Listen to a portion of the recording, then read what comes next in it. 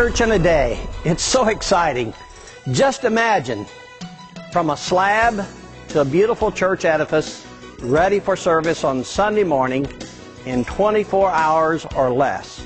Yes, it's an absolute miracle. What a tremendous blessing the Church in a Day program is to that local assembly. It gives that local assembly, that struggling pastor that's trying to develop that apostolic church in that local community. It gives them roots.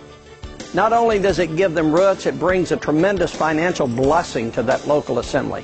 Not only is the Church in a Day a blessing to the local assembly and to the pastor, it's a tremendous blessing to the community. It brings that witness to that city, to that community, when they can see the unity of the people joining together to accomplish such a great feat. It's also a blessing to the United Pentecostal Church International. It's the tool that we can use to help evangelize North America in quick fashion. Whether you be a home missions pastor, a skilled tradesman, or a district official, or maybe it's just you've got a strong back and a willing hand, I recommend that you find out how that you can become a part of the Church in a Day program and enjoy the tremendous blessing that it brings to your life. We'd like to take the next few moments and give you a brief walkthrough of how the Church in a Day building program works. So come on, let's build a church in a day.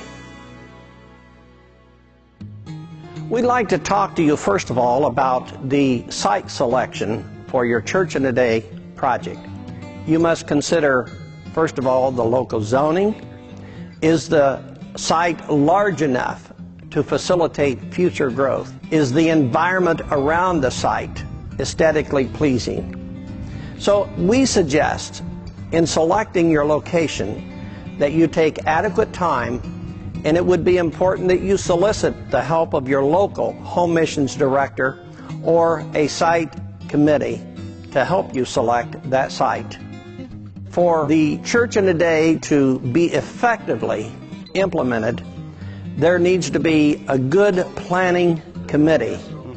And that planning committee sets the times and the dates for the coming together of the many trades, so that you can strategically plan and make sure that you have all of the different trades covered. Secondly, there is the finance that will also be key to your program.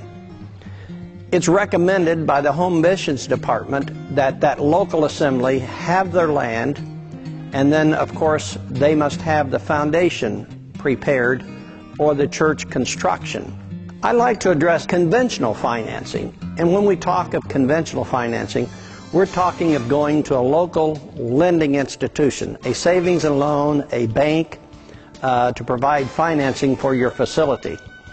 Typically, a lender will lend 80% of the appraised value of your total project, which means that you actually only need 20% of personal investment into this project.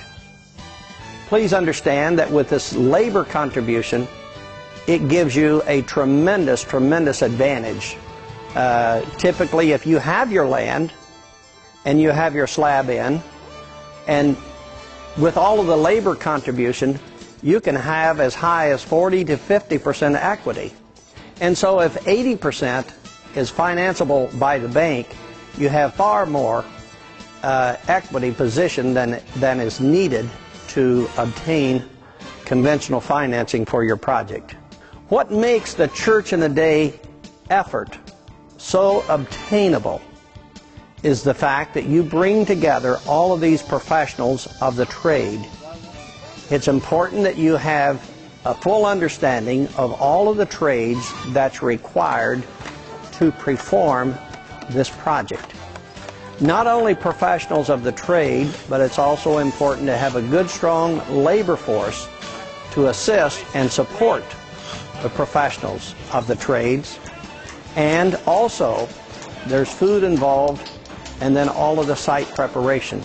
And so in our construction manual, you will see that we have outlined all of the different trades, the skilled craftsmen that's required under each of these trades, along with the number of laborers, the labor force shifts, as well as the food and the site provisions for the project.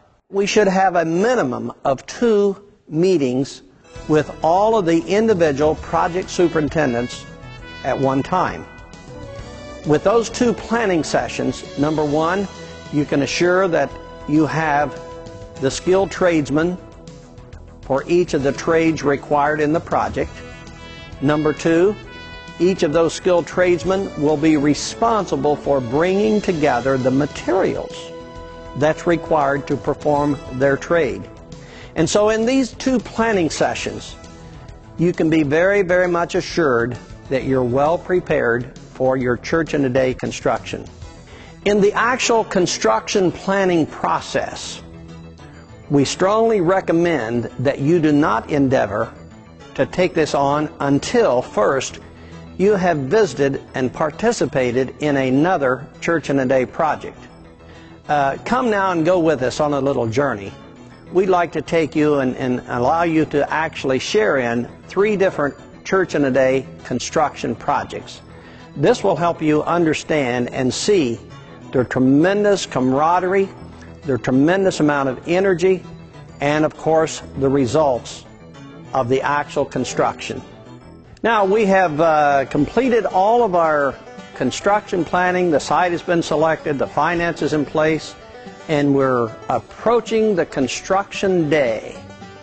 The evening before construction starts, we're taking you now to site for our evening before, which is our Thursday evening at our cookout. This is an exciting time. The enthusiasm is in the air. Everybody is chomping at the bits. They can't wait for daybreak on Friday morning.